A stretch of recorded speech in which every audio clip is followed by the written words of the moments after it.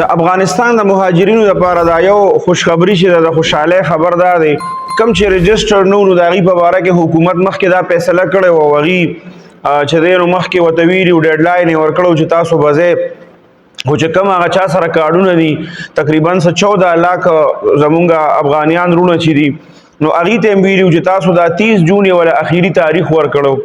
نو چونکې د هغې ډېر غټ غټ کاروبارونه دي دلته نو په دې لږ وخت کې خو د هغې وتل ګران و نو بیا دغه کم وزارت چې دی دا چې چا سره دی نو هغې بیا حکومت سره خبره اتره وکړه چېرې د دې دا وخت ډېر کم دی او په دې کې دوی د خپل کاروبارونه او دا هر څه نشي سنبالولی نو هغې دا 30 جون نه مخکې چې دی نو هغې اعلان کړی دی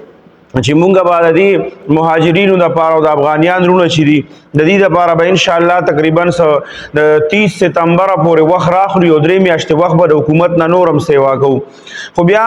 هغې کې دا خبره ده چې تقریبا دی خو یادې 3 میاشتې خو دا به تقریبا یا د دسمبر 30 دسمبر 2025 پورې شپږ میاشتې کوي به یا به کال وله راخلي نو چې شپږ میاشتې یا کال ټایم یې ترې واخسته نو دا خلک پکې بیا ځان سنبالولی هم شي او بیا چې کومه طریقه کار باندې راتللي هغه طریقه کار پکې کولی شي هغه ځان بیا هغه شان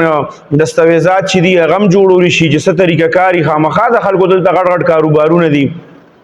نو بیا هغه طریقه باندې بیا دی راتلی شي نو دې ته به پکې وخت ډېر میلو شي نو دا د خوشحالۍ خبره ده ځکه چې زمونږ د بعض وروڼو نه دلته کې چې دي افغانیان د هغې نه دا کاروبارونه دکه شان پاتې شي او دی چې دی نو حکومت ورسره ورته وایي چې شابه زر وځې نو بیا هغې هغه خپل هر څه چې دي هغه په خلکو باندې نیلام کی په کم قیمت او په نیم قیمت دا په هغې خلکو باندې خرڅ کړي نو د هغې ډېر غټ نقصان وشي نو دې سره به دې د دغې نقصان نه هم بچ شي او تقریبا دې کې 3 میاشتې خو هغې یادوي خو دا اندازه داسې ده چې تقریبا دا به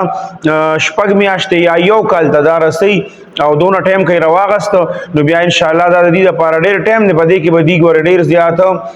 ځان چې دی نو هغه پکې برابر کړي او چې کومه طریقه ده په هغه طریقه باندې دوی بیا پاکستان ته راتلی شي که خپل کاروبارونه کوي هر سیسټم به له حکومت یو برابر کړي